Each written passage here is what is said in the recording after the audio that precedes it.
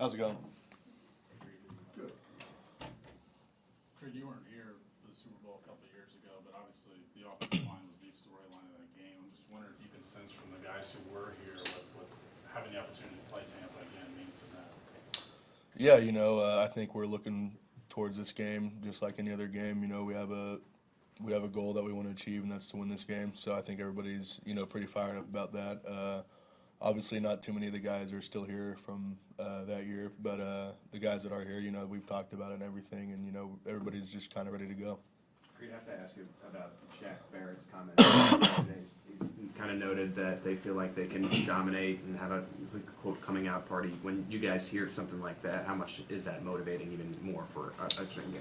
Yeah, I don't really pay attention to any of that type of stuff. I come in and do my job here, and that's what I'm focused on. So, for me, it's just coming in, making sure I do my job and go out and execute on Sunday. How about your teammates? Does that get them going? Is it a motivator for any of the other guys?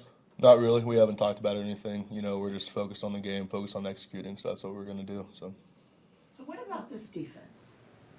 Todd Bowles is known for great defense, and we've been talking about the layers they have, the line and everything else. What are you looking at? What catches your attention when you look at them? Yeah, really a mixture of talent and scheme.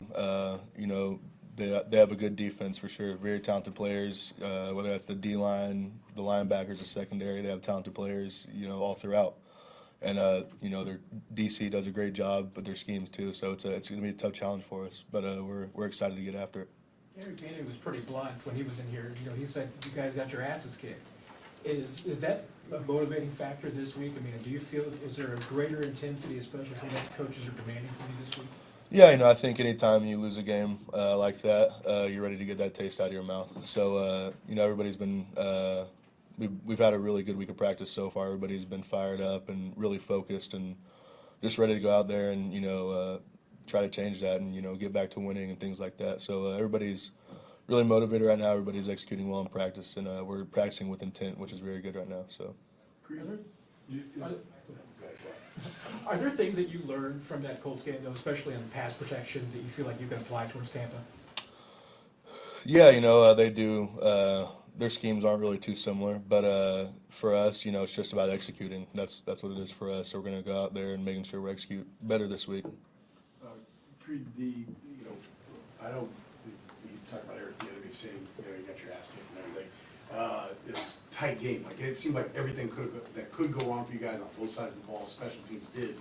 Yet you're still sitting there up 4. Do you take anything from that, or does it make it more painful, or is that stuff you can build on that, it really was kind of an avalanche of, mistakes and problems, yet you were still in position to win the game? Yeah, I think it kind of shows this team what we're capable of whenever we're doing things the right way and really, executing our job well on any given Sunday. It kind of shows us what we could do and what we can be. So I think we took from that for sure, and we're going to, go out there and, try to turn it around and get a, different result this week. And I know it's an emotional game, and based upon our conversations with you, I assume you're not the most conversational guy on the field, but is there kind of a code of the road of what you can and can't say if the refs are around? I'm obviously alluding to Chris Jones got a penalty, and a lot of people are upset, like, hey, it's just talk. I mean, it's an emotional game, guys talk. Is there kind of a code of conduct, like this is the magic word that'll set it off, or? Yeah, I'm not really sure. I don't really talk out there at all whenever I'm out there. I kind of just do my job, so I don't really know. But yeah, you'd probably have to ask somebody else. Okay. A couple more.